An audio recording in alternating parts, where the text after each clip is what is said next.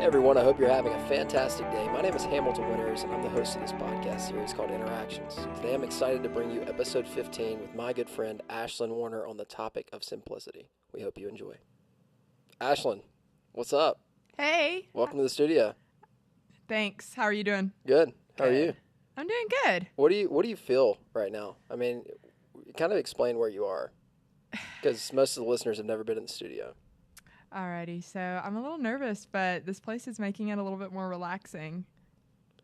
You have it pretty cool in here. Yeah, it's so we got these colored lights that we put in the lamps here, and it's I don't want to give away our secret, but it's the environment that creates Kind the of feels discussion. like a spa. I don't really do that much. It's the lights. just get some colored lights. Like all your discussions would be great. We just roll them. It's like a rainbow in here.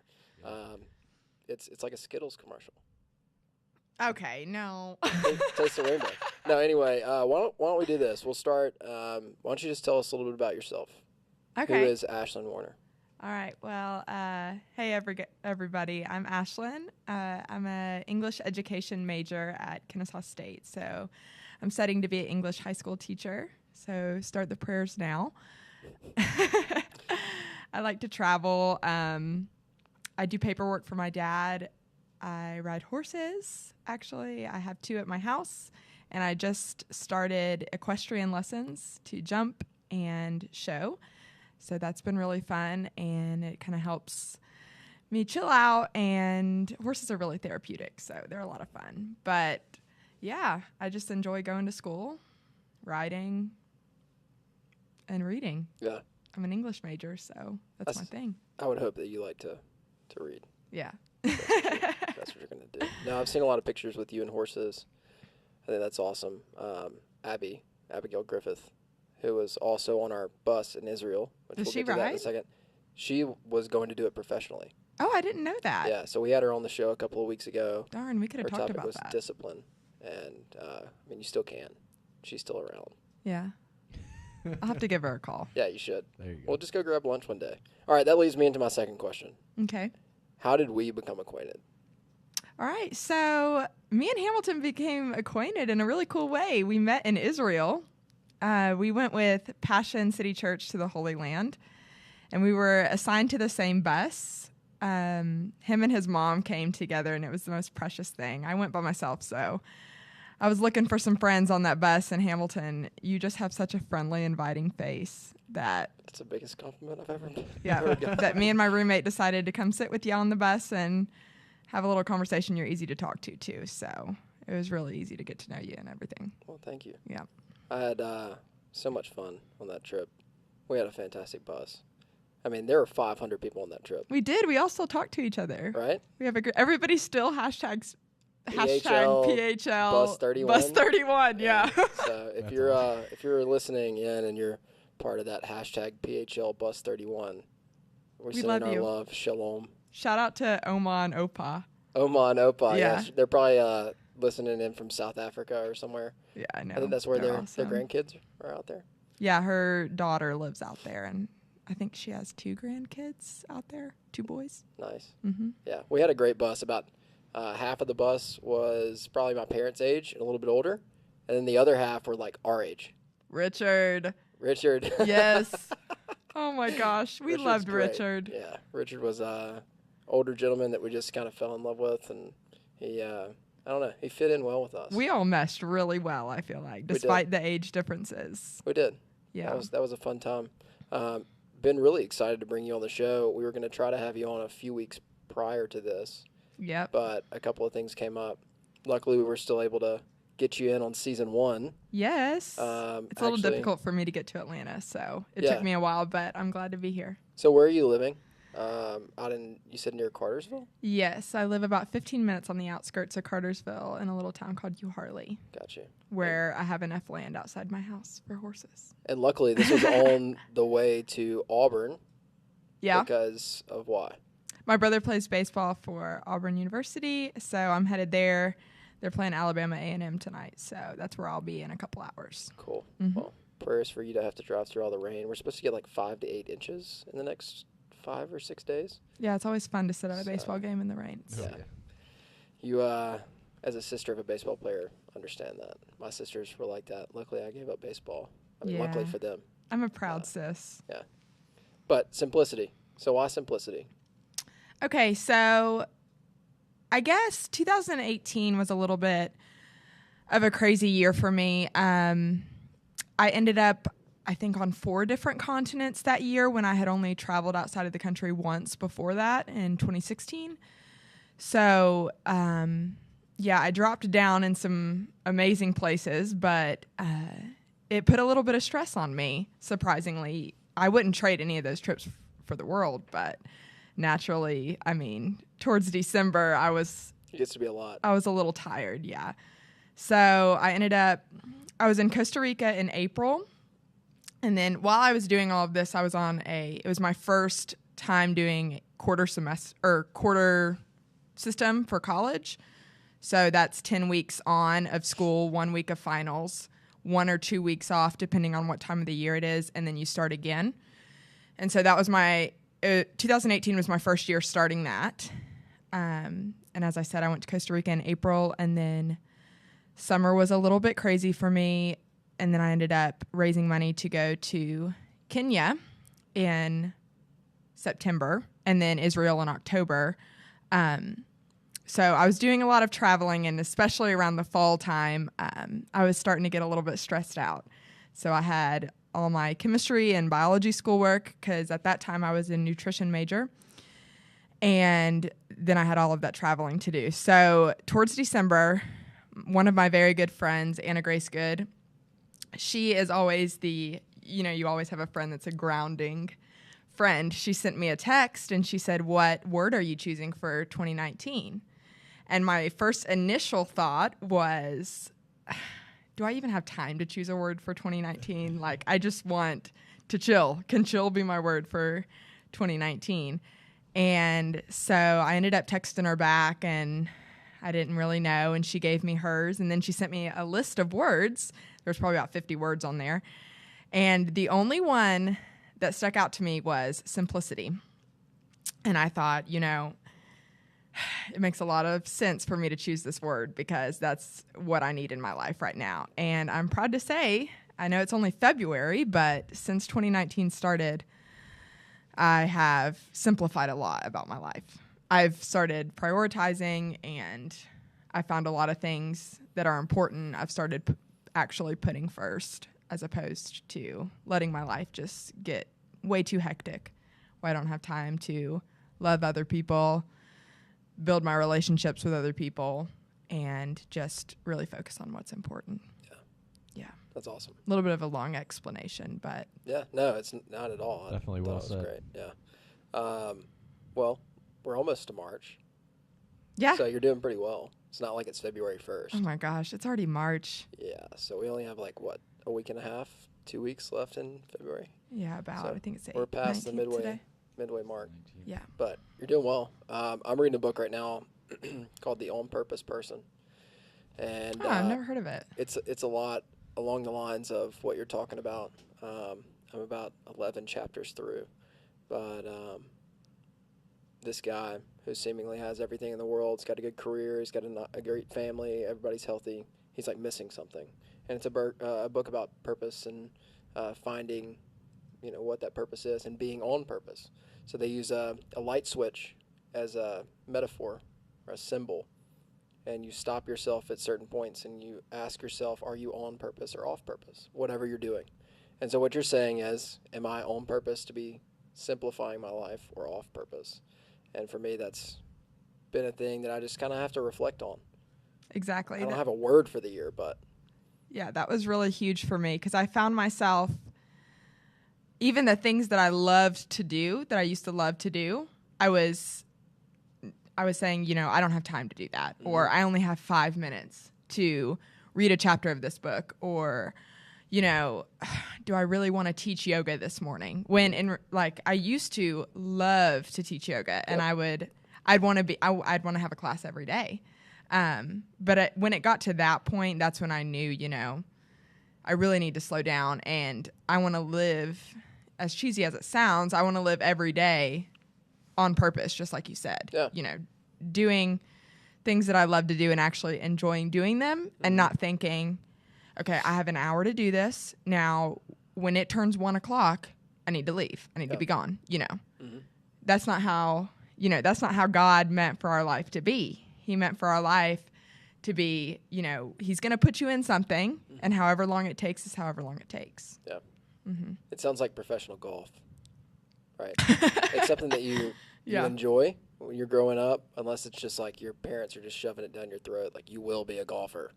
But for most people, they take to it, and it's a hobby, and it's, I'm going to get better at this until they're a professional golfer, and it's fun for a while. But when it's your job, it's a little bit different. Exactly. Right? And a lot of the golfers tend to say it became unenjoyable. When in reality, and I've heard a lot of people say this, I prayed for this. If you look back on something and you think, I've prayed for this, and why am I sitting here saying that I don't want to do this anymore? I don't like this. I prayed for a steady yoga teaching job. I prayed to be able to go to school, to a good school where I enjoyed what I was doing. And I had prayed to go on these trips. And in reality, I was sitting there like, okay, well, when is this going to be over? Why me? When it wasn't that I didn't want to go to Israel. Yeah. I wanted to go, but I was just looking at, okay, when November comes, I'm not going to be on a plane anymore. Yep. And in reality, I had prayed so hard. Instead of looking forward to it, you're looking forward to it being over. Exactly. So I'm trying this go around this year to kind of look at things instead of, when is this going to be over, or I'll be able to rest after this. Yeah. Instead, just enjoying the moment. Makes sense. Yeah. Would you say that there's something practical that you've put into practice to help you do that, or would you say it's just how you're treating your thoughts now? I would say it's a little bit of both. So, I try to go through my days. Obviously, we all have responsibilities, and we're not going to always get to do what we want to do when we want to do it. But I would say I've treated it more a lot like, okay, well, I have to get this done today, and I'm going to get it done. I'm going to enjoy it because this is where I'm at. Yep. I don't want to waste any moments of my day just drudging by. But I've been a lot more intentional with what I do. Yeah. So that's in my thoughts and in practice. That makes sense. Mm-hmm. So does that help you make the decisions to either go or not go on these trips because you're being more intentional on what you're doing every day? So it was for a reason that I went to Kenya in September and Israel in October. But for future reference, I'm going to Kenya again this year, the same time, and I'm so excited for it. That place is my home away from home. I can't wait to get back there and see those sweet kids. I got a story on that, actually, that I want to share a little bit later on. But they taught me a lot about simplicity as well. But instead of, trying to take all these trips and plan them crunched together, instead, and things are going to happen, but try my best to space them out and enjoy them as their own. Yeah. That's what I was thinking. Probably more enjoyable in each one thing instead exactly. Like take time to... I got to go to the next one now. Exactly. And I didn't really have, I feel like, enough time to process all that Kenya was because I was diving head first into Israel. Going back to Hartsfield Jackson on my way to Israel. Yeah. Yeah. So I kind of had to process both of those things at the same time. Yeah. And I felt, I would have loved to share as soon as I got home with my family and my friends everything that Israel was and everything that Kenya was. But I had ended up not being able to do that as much as I probably would have been able to do because I was trying to process them still in my head. And it was just, fall was a crazy, crazy few months. Amazing, but it seems to be that's the only word I have for those trips was amazing. I find that we fall into that even for what we're doing in our business a lot too, trying to make those decisions on, should we work with this group of people on this project now or this group, or should we do them both at the same time, or how do we even assess the timing on these things in general? Yeah. But I think that's close to how we started approaching what we were doing too, is Like, let's just focus on this one thing and enjoy it. That's what's important right now. And then that'll lead to this next group, If people see us enjoying what we're doing, they're going to want to work with us anyways. It's not like, Exactly. And you probably find it a lot less stressful.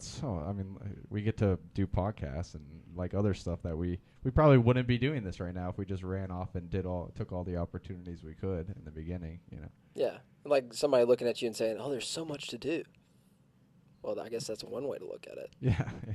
Or you can look at it and say, like, look at all that we have the opportunity to do. Yeah.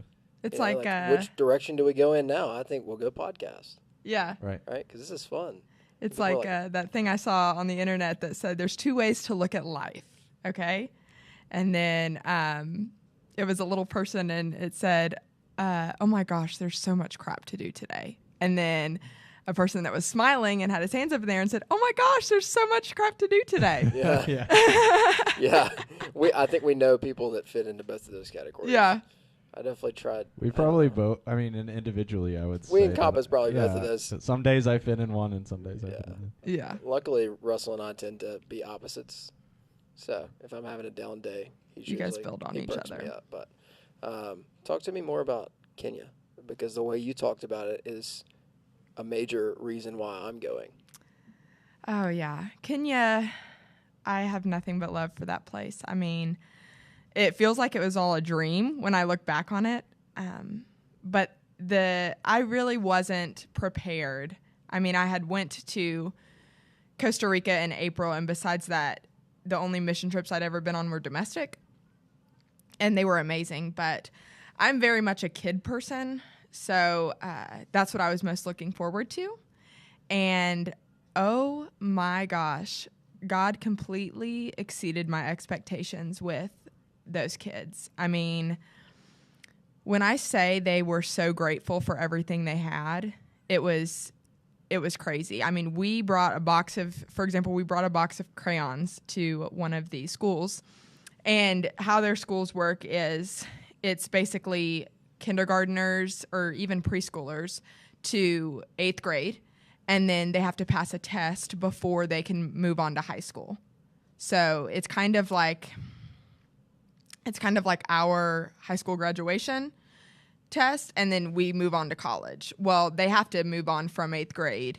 They have to be at a certain level before they can move on to even high school, before they even think about university. Yeah. So they all kind of spend their time in school preparing for that test at the end of their 8th grade year for high school. But, for example, I had brought a box of crayons to them to do a couple of coloring sheets, and they shortly realized that there were way too many kids and not enough crayons. So they started breaking their crayons into thirds, or however small they could break them, in order to each have a color. And that, it seems so small, but to me, I was thinking, there are some kids in America that wouldn't give up the pink, you know? They cry if they get a 96 or they would want 3 or 4 108 crayons with the pencil sharpener on it built into the box. Exactly.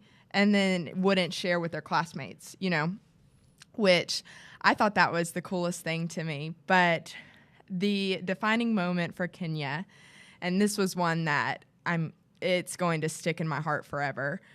There was a little girl, and she had clung on to me as soon as I got off the bus on the first day. So our bus was pulling up to the school, and somebody on the bus said, "Oh my gosh, look." And I looked up and out the window, and there was just dust flying.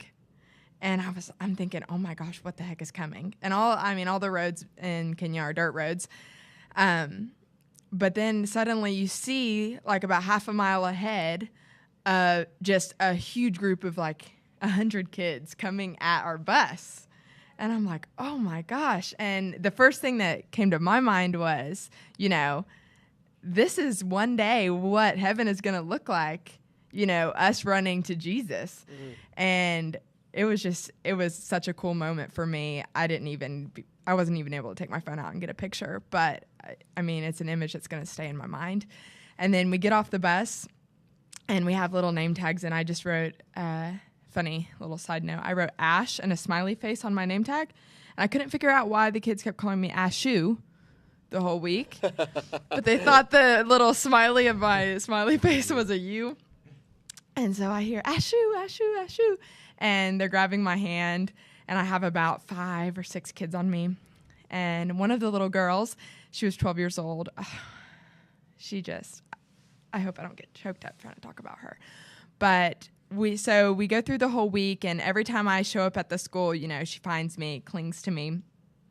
And I was able to teach actually her class. She was in the 6th grade, and I was actually able to teach their class one of the days, and that was fun. But the last day, we were leaving, and I was really calm, cool, and collected. Yeah, I was really proud of myself. I was keeping it together, I was telling the boys. I'm the adult. Exactly.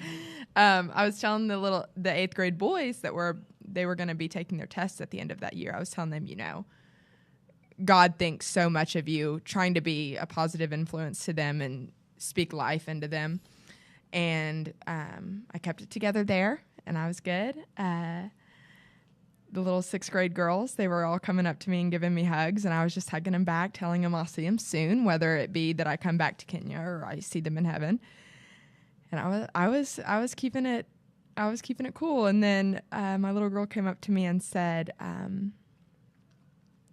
Ash, I'll always remember you, and will you please pray for me and tell your parents about me? And I was tearing up at this point, and I said, I will, I promise. And I told her that I loved her and that God loved her. And she said, I have something for you. And she handed me a little, they carry around water bottles there, and it's like their prized possession because they can go up to the little dug-in wells and fill it up and have water all day. She had cut a water bottle in half and handed me the bottom of it and put a little felt wrapper around it, and then pulled a string out of her sweater and wrapped the string around it to hold the felt wrapper on there to make it, look pretty. And she had filled it with dirt and water, and then had picked some flowers, just some little flowers that were growing in the grass, and stuffed them into the dirt. And she handed it to me, and she said, "This is for you." And I thought, oh my gosh, I'm going to lose it. And I said, I'm thinking, Ashlyn, you need to keep it cool. You gotta put on a brave face for these kids. They don't have much, and you just gotta show them love. You're just here to show them love. So, I get on the bus. I give her a really tight squeeze, and I get on the bus, and I sit down, and she's looking out the window at me, but I didn't realize it at first. And as soon as my bottom hit the seat, we're talking ugly cry, and so tears started falling down my face, and I look out the window, and as soon as she saw me cry, she started to cover her face and cry. And so she had walked away, just kind of, I was guessing, because it was just in a very emotional moment. She had walked away, and our bus started to pull out, and I look back, and her friends are telling her, what I'm guessing is, you need to wave bye, you need to tell her bye. And the last image I have of her is our bus driving away and her running after our bus waving. Oh, my God. And it was the sweetest little thing, because I thought, these kids have so much love, and they're so in tune with it. And they're so willing to, they're so creative, first of all. Making that flower pot, Yeah. What child does that? Let alone a 6-year-old girl, Not many even go outside.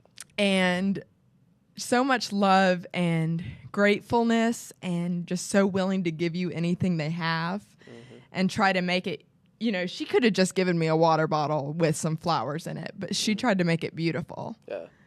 And it was just, She tried to keep it alive. yeah, it was amazing. That is amazing. She was awesome. Wow. I remember you telling me that story for the first time. Yeah, that was definitely that was one moment that I was able to share with people after I got back, because it meant a lot to me. Yeah. Wow. For people that might be listening and they're asking themselves if they should go on a mission trip, what would you tell them? I would tell them it's so worth it. I mean, even the money, I know that that's one of the things for people that it's really hard to, but if you find a great organization, it is so worth it. For example, 410 Bridge is the organization that you're going with to Kenya and that I went with to Kenya. And they are great because they really care about the community. So there's a book called When Helping Hurts, and that's a lot of people's argument towards mission trips, and that is that we, as Americans, go in, tell them what we think they need, and get it done for them. So we might build them an area that's like, okay, well, here's a church for you guys, when in reality that might not be what they need. They might need water or food or just love and community. So as soon as we leave, it's hurting them because the community's still broken, but now they have this building. Yeah. So, what were you saying about men? Oh, yeah. So a lot of things, I mean, women are very awesome for mission trips because I feel like we are very nurturing. Men can be nurturing too, but I feel like that's what draws more women to mission trips than men. And when we went to Kenya, I think there were 2 or 3 guys that went with us out of, I can't remember how many was in our group, maybe around 20. So they have a lot of issues getting men on mission trips. And in places like Kenya, this is why I love 410 Bridge as well, because they have men's ministry going there and helping out the community. But the men, it's kind of a vicious cycle because what will happen is the fathers leave and the little boys who are probably 5, 8 years old, a time when they really need their dad, are stuck to be the man of the house. When, I mean, without role models, you really don't know how to be a man. And so Kenya's really lacking on those male role models, and there are a few guys there that are really awesome. And that's why I like 410 Bridge as well, is because they really get the community in, and they have Kenyans working for them. So it's not a flood of Americans. We have to work through the 410 staff in order to get to the children. Gotcha. So, but it's kind of a vicious cycle with the males because the boys grow up without a role model, so they feel the pressure of this head of the household deal, having to get married young, maybe having children young as well, which is usually the case, and then stuck with the pressure of fatherhood when they don't know how to be a father because they never had one. Yeah. So they end up leaving. And the cycle starts all over again. So if you are a guy listening, I would really suggest looking into mission trips because you can really, really be a light for some of these people across the world. And the guys there, the Kenyan men, they love when guys come on the trips. They just cling to them. And we have one of the days where we just spend with the same gender. So the males will go off and do something, and then us women will go do something. It was the most fun experience. It started raining really hard, and the Kenyans had been praying for rain. And they call our leader, Rob Shoemaker, him and Deecha, oh my gosh, they were awesome. They made the trip very, very just amazing. And they call Rob the Rainmaker because it seems like every time he prays for rain is when it rains in Kenya. So when we were meeting with the ladies, it was fun because it had started to rain and they just have, tin roofs. So you can hear all of it, and it is loud. So we were trying to have a little heart-to-heart meeting to talk about, the issues that we have at home and the issues that they have in their home, and just kind of compare and support each other. And it started to rain really hard, and we weren't able to hear each other anymore. We were all starting to yell. And the Kenyan women just started laughing and got out their drums, and we just started rain dancing. That's cool. Yeah, it was awesome. It was a lot of fun. But it's just, back to the word simplicity, it's just so simple there. Like, it rains, so we quit our meeting, and we just dance. Yeah. You don't hear that happening here? No. Especially not in Atlanta this winter. Yeah. We had record-breaking rainfall. I guess that's true. Yeah, I'm not tired of the rain here. Did you keep doing the rain dance, or did you leave that in Kenya? I left that in Kenya. Okay. Oh, the rain here, it can go. Yeah. It can go to Kenya. They need it. Question. stark contrast between what you're telling me about Kenya and then how long was it between that and Israel, which was a completely different vibe. So Kenya was, I think I left September 10th, around September 10th, a little bit after maybe. And then Israel was about a month later, probably. Yeah. And so I got home and I actually was taking care of my boyfriend. Chance had gotten in a car accident at the end of August. So a really serious car accident. And I was with him from the night of the wreck to when I left for the airport to Kenya. And I was really stressed out about leaving him too. So when I got back to Kenya, obviously, I went back and was making sure he was okay and trying to spend some time with him and all of that, trying to process this trip. And then before I knew it, I was packing and going to Israel. I don't even think I unpacked a lot of my suitcase from Kenya. I think I just brought it to Israel. Same yeah, stuff. I don't know. I think I just brought it to Israel. And so to be honest, before I got on the plane, I was thinking, I really don't want to do another international flight. I really don't. You know, it was kind of one of those moments that I was like, Israel, I've been waiting for it and I know it's going to be amazing, but I really don't want to go. I even asked my mom if she wanted to hurry up and get her passport and take my spot. Because she had always wanted to go to Israel, but she didn't have a passport when we signed up. So I had even asked her that, but thankfully she said, no, Ash, you just need to go. You know, you're young, you can handle this. This is a blessing. Well, and you were supposed to be on episode 15 of Inneractions podcast. Exactly. And that wouldn't happen. Exactly. And that international flight, do you remember who was sitting in front of you? Oh my gosh. I completely forgot. I didn't even know. So I'm by myself on this flight, and it was a really funny situation actually. So I got to my seat, you know, thinking I'm so tired and I have a quiz to take, and this airline Wi-Fi is terrible, so I don't know how I ended up flunking it. So I had a quiz and a lab to do, and I flunked both of them on the flight. Yeah, exactly. And so I sit next to this elderly lady, and and it turned out she was sitting in the wrong seat, but I didn't want to have to make her move towards farther back to the airport or airplane. So I get back and I'm sitting in her old seat where she was supposed to be, and this bodybuilder is next to me. And I'm thinking, I should have just let this poor little old lady sit back here because she's a lot smaller than me. It probably wouldn't have been as bad. And I'm thinking, oh my gosh. And then the next thing I know, an airline stewardess comes up to me and says, you know, there's open seating in the back if you want to sit back there. And I'm like, oh my gosh, God is real. And he knows that I'm really struggling on this flight right now. God is real, and I'm going to Israel. Yeah, God is real. Wow, that was good. I didn't even notice that. That's what he's here for. Checks in the mail, Russell. So I get to the way back of the airplane, and I mean, I'm in the way, way back, the very last seat. And of course, I have to order the red wine because I'm like, I know I have a quiz and a lab to do, but I think this red wine will help me get through it. So I'm sitting there and I order, and this guy in front of me is, I think you had on did you have on a Saints? Yeah, I think I did, thing? Yeah. I was like, I wonder if he's going on the trip because he sure is ordering a lot of alcohol. And I'm thinking he is having a grand time right now.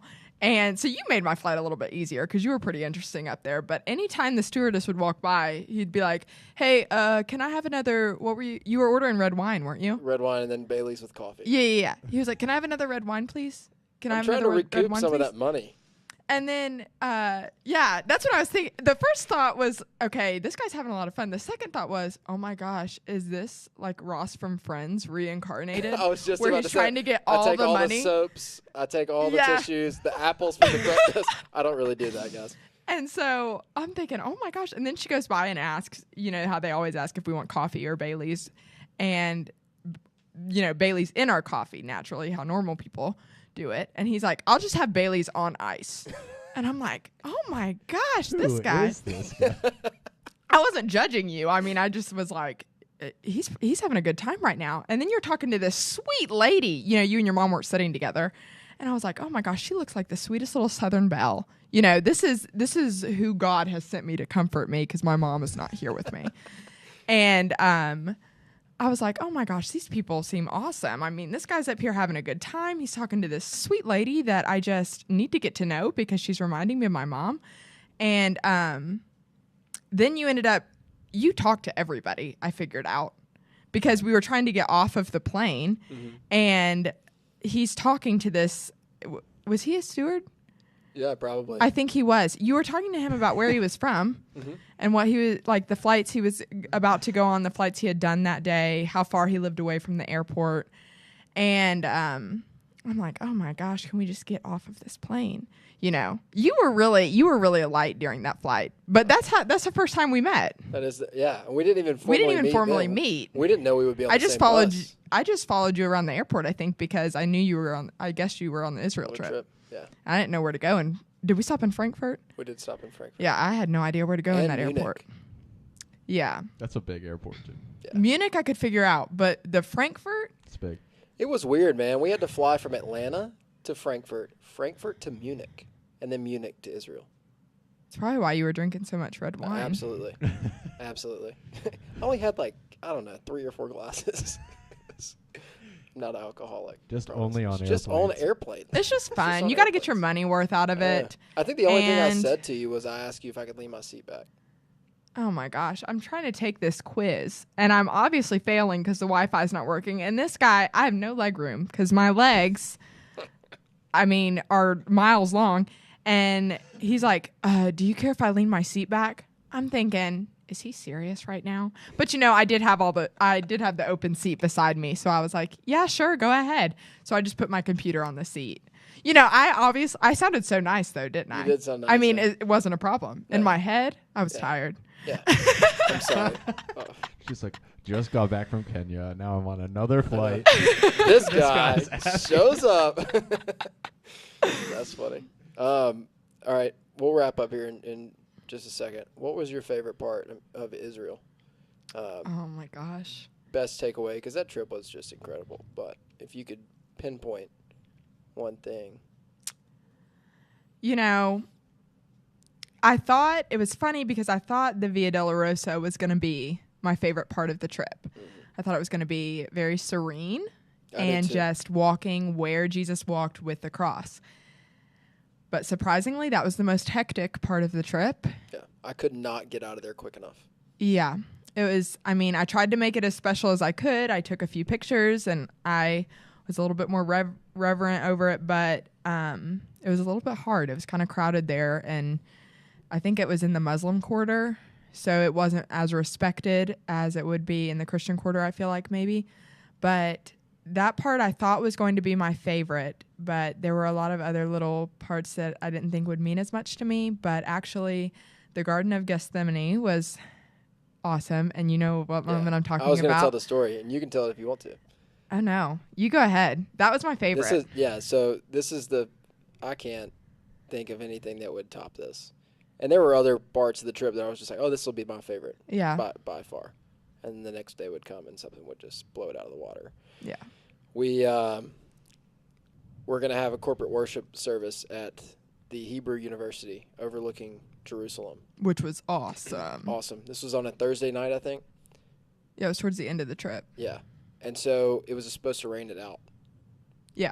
Come to find out, the rain is kind of pushed back until the next morning, right? No rain dances there. Yeah, no rain dances there. But it made for an awesome atmosphere overlooking Jerusalem, and this full moon came up on the horizon that we otherwise would have gotten to see. Yeah. But the next morning, the rain from the night before had pushed back to the next morning, which was when we were supposed to go visit Jerusalem as a city and go into the Garden of Gethsemane. Which Jerusalem is amazing. It is incredible. Probably my favorite. I would move there. It's my head wrap. A great city. I think I could live. Yeah. That's the picture of you that I'll always have etched in my mind. Is you in this head wrap. We'll have to get y'all a picture later. I'll show you, Russell. Perfect. Friday morning, we're in the Garden of Gethsemane, and the clouds are threatening. I just know it's going to rain at any point in time. We're walking through the garden, and it's cold. because it's on the darker side of the hill. Oh, yeah, and windy. And it was in the morning and windy. And so we're standing there freezing cold. We finally get to the end. We had our meditation time, walk through and pray, which is where Jesus went to pray before he was crucified. He would retire too often. And as we're leaving, they call us down to a different part of the garden, and they say, we're going to take communion. And I'm like, we were just about to get out of here in time, and now we're going to spend an extra 15 or 20 minutes. It's definitely going to rain on us now. And so we're down there. Brad we're Jones, all just ready to get on the bus. Yeah, exactly. Brad Jones, the location pastor at 515 Garson Drive, the Passion City campus that we go to. He passes out the bread, passes out the wine, and prays over communion. Well, as we open our eyes from our prayer, we're looking at a full rainbow, end to end, over the city of Jerusalem. One end is almost directly over, and this is just from the areas that we had been through in the town and using the other landmarks as reference, almost exactly on top of where the Church of the Holy Sepulchre was, which is the church that the Catholic Church built on top of the site where Calvary was supposed to be, where Jesus actually died on the cross. And the other end of the rainbow was off to the right of the city a little bit, but I took a picture. Yeah. And it didn't last 2 minutes. Oh, no. Just long enough to where we could notice it. And it might have been 2 or 3 buses worth of people that saw it. There were 12 buses on that trip. Yeah. And it wasn't there when we bowed our heads to pray. And it was only there for 2 minutes after we finished our prayer. But it didn't take long to form, right? Right. And how simple is a rainbow? It's light passing through water. And don't you love those moments when you're like, Jesus, I hear you. You're talking to me. Yeah. You know, it really makes your relationship with the Lord a lot more real. Mm-hmm. You know, you have those moments of doubt, but then you have moments like that where you're like, you're talking to me. And I have no doubt that you felt the same way that I did, which is if I didn't know that I was supposed to be on this trip before. Exactly. Now I know. I actually had another moment like that in Israel. And the little girl that I was talking about in Kenya, her name was Salome. Okay. So that's really a name you don't hear. Mm-hmm. And we were in one of the churches in Bethlehem in Israel, and on one of the columns it said Salome. Exactly how she spelled it. Out to me. Exactly how she spelled it. And that moment was really like, you impactful. know, all the chills. I'm supposed to be here. Dude. You know, trips a month apart, and 2 moments where God just was very real. There were so many like that. If they ever take that trip again, I want to host a bus. I know somebody on Bus 31, I think I saw last night, is hosting a trip to the Holy Land in 2020. Yep, I saw that. I need to go back. Scott, maybe? I think it was Scott in Indiana. We had 3 or 4 pastors on our bus from other churches all across the nation. And so Scott. Russell, come with us. Sounds like a great trip. Dude, it's an incredible trip. God. And then 2020. Passion. Exactly. Passion did such a good job with, we did corporate worship inside the Tower of David. I don't even know How how do they you did pull half the that stuff. off? The Valley of Elah. I mean, listening to Louis give a sermon on a boat on the Sea of Galilee about Jesus walking on the same water that you're on, and then doing acoustic worship with Christian Stanfield and Brett. That was a the Passion fangirl Band. moment for I me. mean, just like, I don't remember get these watching experiences. Hamilton's little, Stories. POV videos. Oh, when he Hamilton got was home to fangirling his- too, for I sure. documented that trip. My It mom, was so funny to for see. Christmas, my mom made me these books where she signs in on my Facebook account. Yeah. And then the books ended up being the most documented, like well documented. And I didn't even mean for it to be like that. But she and I would do those little videos, and like I would post wherever I was and put a little Bible verse and give the significance of wherever we were. Dude, I was Hamilton lighting was it the up. cameraman of our bus. That's where it started. I took like 3,000 or 4,000 pictures of just everybody on the bus that week. I was uploading mine actually last night, surprisingly. I waited this long. I still have 450. That's a lot for me. Yeah, I still have some that I need to share with people. But, well, let's wrap up. How can people get in touch with you to continue the conversation on simplicity? Okay, so surprisingly, English Girl has a blog. It's thoughtswithash.wordpress.com, I believe. It's on my Instagram bio, and my Instagram is Ashlyn H. Warner, at Ashlyn H. Warner. Now, H. Warner. Yeah, right. Ashu. Yeah. Ash. That's my new name. So if you you can ever just go call to me Kenya, Ashu. if you ever go to Kenya, just make sure That's that how you they put know your me. smiley face under or above your name. Yeah. Instead at the end. So Hamilton you. Hamilton you. Hammy you. Classic.